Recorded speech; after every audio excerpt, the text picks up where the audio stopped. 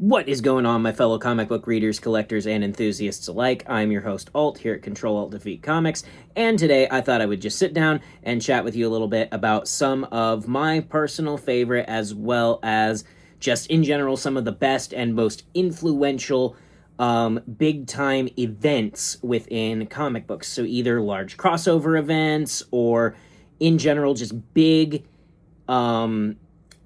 events that span the course of a certain amount of time or issues within comics. There's not really a big structure to this list per se. It's not necessarily a top 10 or anything like that. It is just me sitting down and talking with you guys a little bit about some of the things that either are must-reads or had a huge amount of impact on the comic book culture and whatnot, and maybe a couple that may be a little overhyped, and I'll get to that in a moment. But first, I want to start off on the DC side of things here. And the first, really big event that I want to talk about for DC, there's plenty of others, is the Crisis on Infinite Earths. This is a phenomenal storyline, essentially a big crossover event between various different continuities within DC that had happened, and you get this huge event, and it's so much fun. It's such a great read from start to finish, and it has a massive impact going forward on the state of DC Universe. You will hear when people talk about DC characters, you will hear the terms pre-crisis and post-crisis, referring to certain characters and their various versions of themselves, whether they are pre or post the crisis event. Now, this is the first crisis event in DC. There are a lot of crisis events. And let me tell you, if you are interested in DC Comics and you want to read a good story, if it has the word crisis in it, whether it's Infinite Crisis, Crisis on Two Earths, Crisis on Infinite Earths, Final Crisis, there are so many crisis events within DC, and all of them are great. If it starts with, if it includes the word crisis somewhere in the name, it is a good story. Give it a read. But yes, Crisis on Infinite Earths in particular it just has such a massive impact on the world of comics, and yeah, it's huge. So moving from DC and switching gears a little bit to Marvel's side of things, the first event I actually want to highlight from Marvel is right back here, Infinity Gauntlet. Now, Infinity Gauntlet is essentially the story that was eventually turned into Avengers Infinity War, more or less. It kind of takes a couple of the other Thanos stories and mixes them all together, and the Russo brothers definitely did their own thing with it, and it was phenomenal. But the original Infinity Gauntlet storyline is a 6-issue series from 1991, I believe. Don't quote me on that, with art by George Perez, the late, great George Perez, and George Perez knocks it out of the park, as always, on art. But the story itself is just really good. It's just, I mean, again, the fact that it established this first really big, impactful event within Marvel that is now consistently referenced or looked at by other characters or in other events, it's just so huge. And the Infinity Gauntlet is such a crucial part of Marvel comic lore now, that I could not make this video without at least talking about it. Also, it happens to be one of, if not my favorite comic event, at least for quite a while. So, since we mentioned it for DC, this is a very similar situation to the word crisis in DC. If it has the word infinite or infinity in the name, it is probably good. Infinity Gauntlet, Infinity War, Infinity Crusade, Infinity Watch. If it if it has the word infinite or infinity in the name and it is made by Marvel Comics, it is probably going to be a good read. So yeah, Infinity Gauntlet in particular is such a phenomenal story. The art is great. The ending is good. And that's something that you find a lot of times difficult to actually encounter when it comes to these big crossover events, is a good and satisfying ending. A lot of them feel rushed sometimes when you get to the end of these big events, and this one in particular absolutely does not. It crushes it, and that's why I had to chat about it a little bit. So let's switch back gears a little bit to DC again. And let's talk about another big, impactful story within DC, and also one you've probably heard of before, and that is going to be Flashpoint. Now, Flashpoint is very much a Flash-centric story, but it encompasses all of DC. It is the story of, essentially, Barry Allen altering time to try and save his mother's life, and in doing so creating this horrendously awful alternate timeline, and the ramifications of that. And this is a story that you feel the not just emotional impact from, but you feel the actual like impact in terms of the stories going forward for years, for decades. You still to this day get references to Flashpoint within DC because it is such a crucial and impactful moment in DC where you essentially get the rewriting of the DC Comics history from this moment on. And it's just, it changes the game. It changes everything for DC. It changes the rules.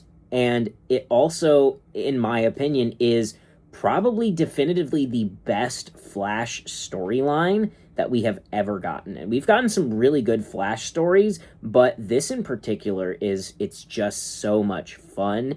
And like I said, the impact both emotionally and like actually on the characters and the world going forward is just so huge that you can't talk about massive crossover events like this without chatting about this. So that is my one here for DC. Let's go back again to Marvel. And this time with Marvel, we are going to cover Secret Wars, the 1984 Secret Wars in particular, not the Jonathan Hickman Secret Wars. Back here, the origin of the black suit, the origin of the black suit Spider-Man. This is a story that exists. Yep. The best compliment you can give to Secret Wars 1984, and this is coming from somebody who actually likes it a little bit, it is the origin of the black suit. And that's great. But that's about the best compliment I can give this story. This story, it was written to sell toys. Period. Like, that's not even a conspiracy theory. That is confirmed by the person who was the head of Marvel at the time, as well as the people who worked on the story itself.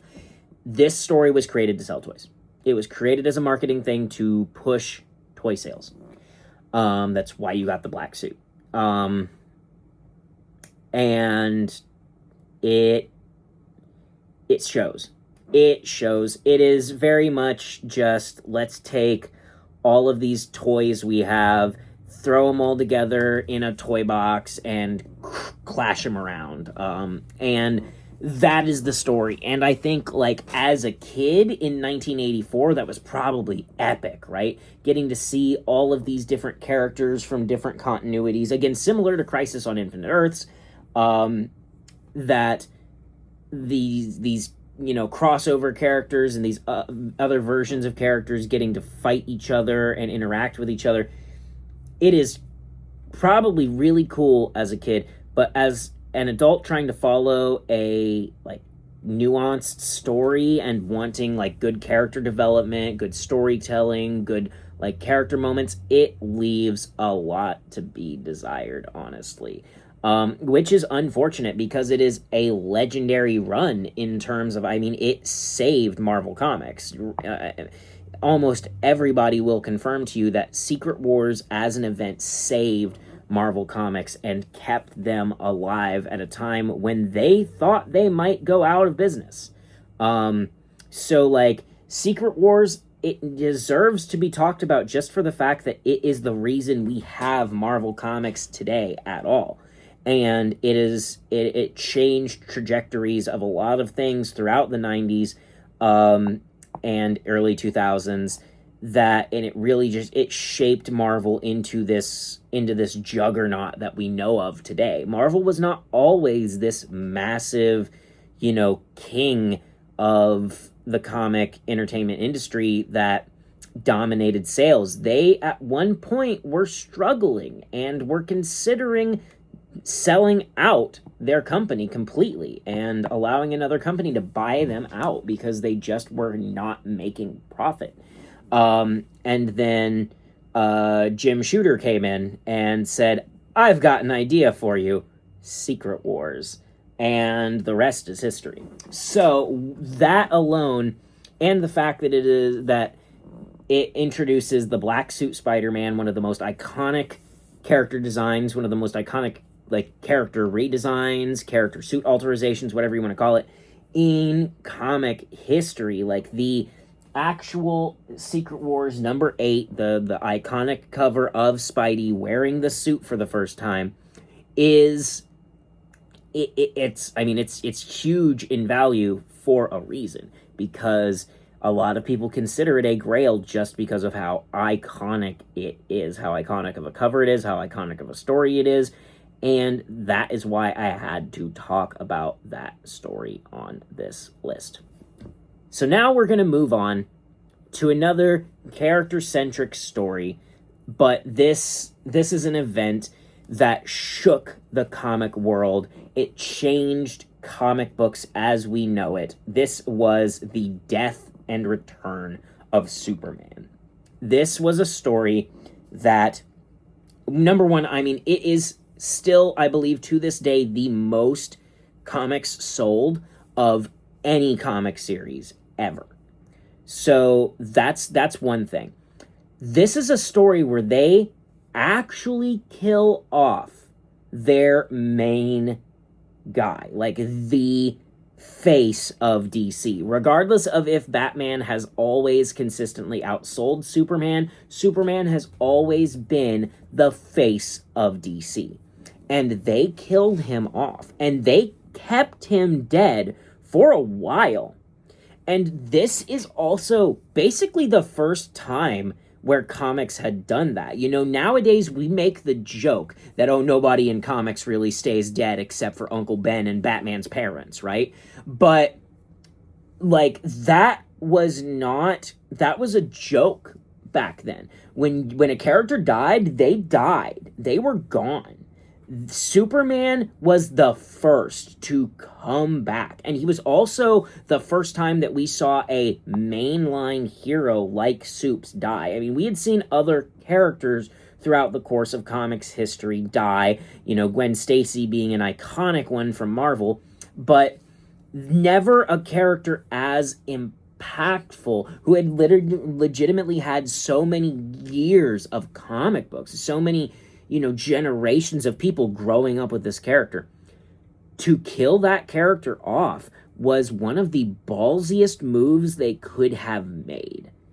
And it paid off. And the death and then eventually the return of Superman, when they did finally bring him back, was such a huge event. It was something that I was a kid when that happened. And I remember everybody talking about it. because it was huge. I mean, Superman just died. Like, that was crazy at the time. That was unheard of. And I think, obviously nowadays we know, DC, Marvel, they don't care. They will kill a character off and then they'll just bring them back in the next issue through some arbitrary means. But at this point in time, that was not an established comic trope. And this just shook the comic world. And again, now it is considered a comic book trope. It is something that people now, they think of comics and they think, oh yeah, nobody ever stays dead. But until this comic run, that wasn't the case. And that's huge. That's a huge impact. So that's why I had to chat about this one in particular here. So moving back over to the Marvel side of things, let's talk a little bit about the Age of Apocalypse from the X-Men. Now, this was an X-Men-centric storyline, but it was a story where Apocalypse, the villain, wins and takes over the world. And you get a lot of interesting new takes on characters and how they handle this destroyed, ruined world that Apocalypse has left them with, and just dealing in the wake of Apocalypse. And this story, it's so good. It is far from the only time we get the villain won, and so this is what happens type of story, but it is one of the best. And it may be just a mostly X-Men centric story, but it is one of those that it impacts the X-Men characters in such a huge degree and is just such a phenomenal story that it needs to be talked about. Going into DC now, we are going to go into, it's kind of a 3-part storyline here. We are going to talk about Green Lantern and the Blackest Night, the Brightest Day, and the Rebirth storyline. So this is the 3-volume run, essentially, by Geoff Johns, telling the story of the Blackest Night, this huge, insane event following the rebirth of Hal Jordan after the events of him being taken over by the Parallax entity.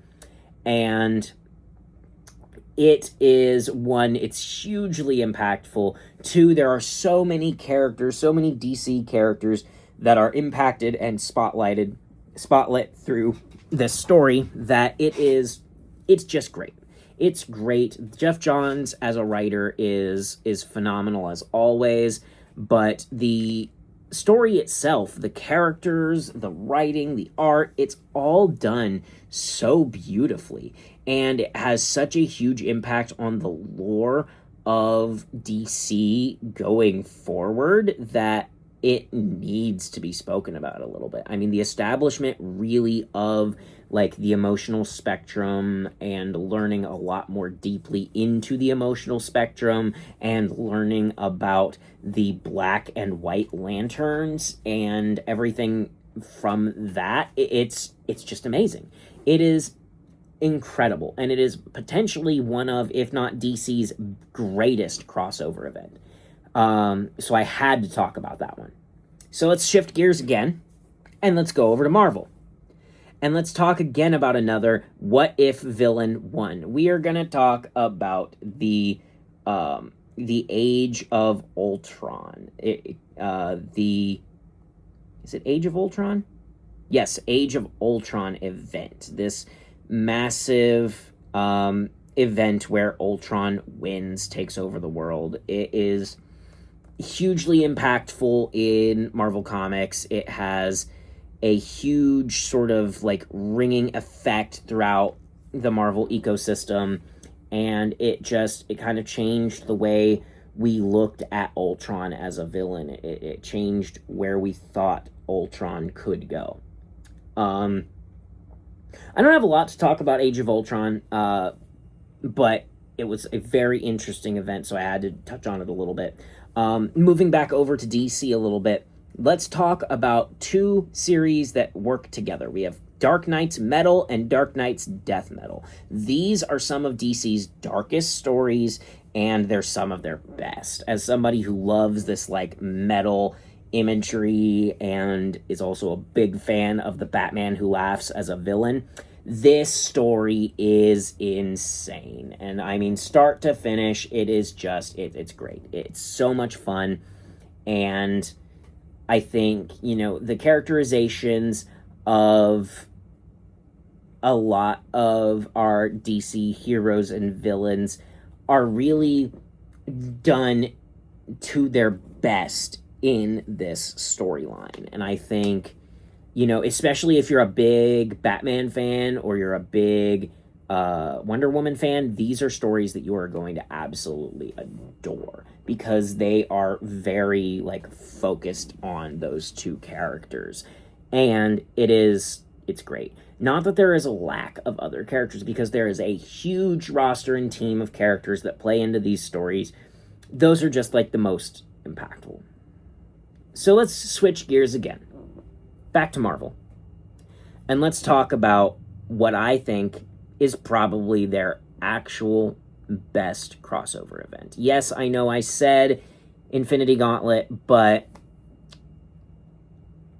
Secret Wars, the 2015 Secret Wars by Jonathan Hickman. Everything I said negative about Secret Wars 1984 is completely undone by 2015 Secret Wars. Jonathan Hickman is such a phenomenal writer, especially when it comes to these kinds of grandiose cosmic level stories. This is the story of Doctor Doom essentially collapsing the multiverse into a singular universe called Battleworld and ruling it, and the story of the Marvel heroes struggling to escape Doom's grasp and hopefully recreate the multiverse, right? Because this does mark the end of the multiverse, and this has a huge amount of build-up. Jonathan Hickman is building up from his Fantastic Four, X-Men, and Avengers runs, all culminating into this big, huge event, and it changes the face of Marvel Comics forever. And I mean, it's gonna be the basis for our, not the next Avengers movie, but the movie after, Avengers Secret Wars. This is going to be the comic that they are taking most of the inspiration by. They might take a few things from the 1984 Secret Wars, but it's mostly going to be Hickman's 2015 run that they are going to be going a lot on, and I think that is the right move, because this story is just, I mean, start to finish is so good. Going from his Fantastic Four run and learning all about the collapse of the multiverse and the incursion events, and going into like his, I believe it was Doctor Strange that did the Time Runs Out storyline that led into Secret Wars proper, and then the actual Secret Wars run itself plus its tie-ins are all just a lot of fun, a lot of new, interesting takes on characters, and a lot of, like, fights that you otherwise would not really get to see throughout the comics. And Doom as God Emperor Doom is one of, if not the best comic book villain to ever be done. He's just so intimidating, so good, and from the moment he appears on page, he is a menace and establishes himself as this ultimate power above all else. And it's crazy. It is absolutely crazy. And this story is such a fun read. It is one that if you've never read before, you need to. Whether it's trade paperback, hardcover, or single issue, whatever you can get your hands on, read it. Digital, physical, whatever. Just get your hands on this book and read it. It is worth your time. Going into another DC crossover. This is actually what is ongoing at the moment at DC. This is DC KO. This is following their previous event, which was DC All In, and this is essentially the story of Darkseid, who, for all intents and purposes, now has integrated himself and become a part of reality itself, essentially. Darkseid is all of existence now, essentially. He is the god, like the big G, ruler of everything, and it is the story of the DC heroes coming together to create a tournament where they will fight each other, kill each other. They will inevitably be able to be brought back, but they will generate Omega energy through this competition, and the last one standing will take all of this Omega energy into themselves and ascend to the throne of King Omega in order to be on par with and be able to challenge this new Omega god Darkseid, essentially. And it's great. It's a lot of fun. I mean, it kind of takes everything that the 1984 Secret Wars from Marvel did, this sort of like toy box style competition where, like, let's just take all of our action figures and smash them together and see who wins. It's kind of that same idea, but done well. Done with a bracket tournament and really good writing and phenomenal art. It's just knockout, drag out fights between some of your favorite DC characters in this big tournament to eventually take on Darkseid, one of DC's best villains. And what's not to love? Honestly, like, what's not to love about this series? It's great. So let's shift gears again, and let's talk about Venom. Particularly Donny Cates' run on Venom that led to the King in Black storyline. The King in Black was such a fun story. Such a fun story. Donny Cates' writing is phenomenal, especially when it comes to these, like, big multiversal villains. It is the story of the creator god of the symbiotes basically being awoken and reestablishing his dominance over every symbiote, and then sending all of his symbiotes across all worlds within the multiverse and taking over different heroes and villains, turning them into symbiotic forms of themselves that are now controlled by Null, and essentially just building this massive army of insane venomized, or I guess nullified, characters. And it's so much fun. It's so much fun. You've got the Venom story leading into this, as well as Maximum Carnage, it's your Absolute Carnage. And it's just so good. Carnage as a character in this is probably the best that he's ever written throughout the comics. And I mean, Carnage is a phenomenal character consistently throughout the comics, but this is probably the best that you will see him.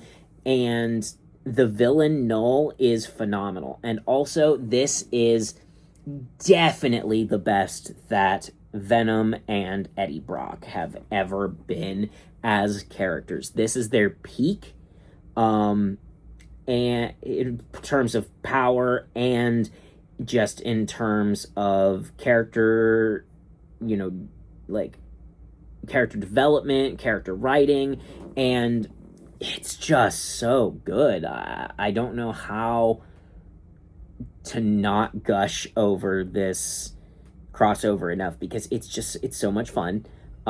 Every issue is great. All the tie-ins are fun. It's just really good. And if you haven't checked it out, you definitely should pick it up. I would recommend getting the Venomnibus. I believe that covers pretty much everything that you'll need. There is also an Omni for the King in Black itself, although I think that has a few more of the tie-in things, but it is missing some of the Venom and Carnage stuff. So, it's one of those. It's whichever you would prefer, honestly, but either way, check the story out. It is great. Going back over to the DC books for just a moment here. I I've got to this is not a crossover event per se, but I've got to shout out the Absolute Universe right now. Because the Absolute Universe is its own universe, though it seems like it is going to be colliding with the mainline series soon within DCKO. But it is essentially a universe created completely from scratch by this new Darkseid, and it has therefore had the stories of these heroes and villains altered to serve Darkseid's grand scheme, whatever that may be. And so you've got such an interesting, different amount of takes on various characters throughout the course of history that it's so good. It is so worth a read. Every comic within the Absolute Universe has been phenomenal so far, and it is DC's current best-selling, and there's a reason for it, because it is fantastic, and I cannot stress enough just how good every Absolute book is. And like I said, it is spinned off from DC All In, and it is definitely going to be crossing over with KO very soon. So it is just something, though it is not, I don't know, technically a crossover event right now, it is one that it is something that needed to be talked about. And now I just want to talk real quickly, and then I'm going to round things off here. In a similar light, Marvel's Ultimate Universe. Now, the Ultimate Universe that exists now is not the same Ultimate Universe that existed previously in Marvel Comics. Prior to the 2015 Secret Wars, there was an Ultimate Universe in Marvel Comics. This Ultimate Universe was eventually ended during Jonathan Hickman's 2015 Secret Wars run, where the Ultimate Universe and the mainline 616 universe ended up colliding with each other, battling it out, and the Ultimate Universe essentially lost, and only a small number of characters from the Ultimate Universe actually survived, including the Maker, who was their version of Reed Richards, and the Miles Morales, who eventually went on to join the 616 universe. But the Maker, he had a pretty heavy helping hand in 2015's Secret Wars run. After that, though, the Maker went off to do his own thing. And what did the Maker do? Well, the Maker created what we now know as the Ultimate Universe. The Maker found a universe that was very similar to the 616 universe, and then he went and used his time travel technology to essentially travel throughout that universe's history and make alterations to the timeline in order to attempt to recreate a universe that was essentially his. To recreate the universe that he came from that no longer exists thanks to the collapse of the multiverse in 2015's Secret Wars event. And in doing so, he has prevented many heroes from rising to power, and he has created his own council that is overseeing things within the universe, essentially. And he is ruling this all from the shadows, and it is this story of these various groups getting and receiving their powers and trying to rise up against and defeat the Maker. And it is phenomenal. It is our current big event that is going on right now, is this big Ultimate Endgame that is supposedly the end of this universe, but we'll see about all that. And it is just a lot of fun. It is a lot of entertainment. So it's something that you definitely should check out. Ultimate Spider-Man, The Ultimates, Ultimate Wolverine, Ultimate X-Men, Ultimate Black Panther, and Ultimate Spider-Man Incursion as well. All phenomenal stories and definitely worth a read. This is going to be a big and impactful event going forward in Marvel. I can guarantee you whatever happens at the end of Ultimate Endgame, rather it actually does end the Ultimate Universe or not, I can guarantee you that this story is going to be important moving forward for Marvel Comics, because it's their cash cow right now and they need it. But yeah, so that was just me yapping a little bit about some various big crossover events throughout the history of comics, some things that I think are essential for you to read in order not only to understand comics, but just to get some of this history, some of these big events that are honestly like so impactful. And there are plenty of others that I just did not have the time to talk about in this video, but there are a lot of others. So if you want to drop a comment down below and let me know, I would absolutely be willing to do a part 2 if that's something that you would be interested in watching. You know, comment, let me know if that's something that you'd like to see. But honestly, I just wanted to get in here and really chat about some of these fantastic big events in comics. You know, a lot of us think about these single solo stories, as great as they are, but sometimes I think these big crossover events, these big, huge, you know, events within comics are actually some of our best in terms of both storytelling and just characters. When you get to get all of these, you know, all these characters together and, you know, formulate a story with all of them, it is just a lot of fun. And I think it's something that needs to be talked about a little bit. And if you are somebody who is, you know, just getting into comics, or maybe you've been in for a long time, but there's some of these that you just haven't gotten the chance to check out, I definitely think you need to do so.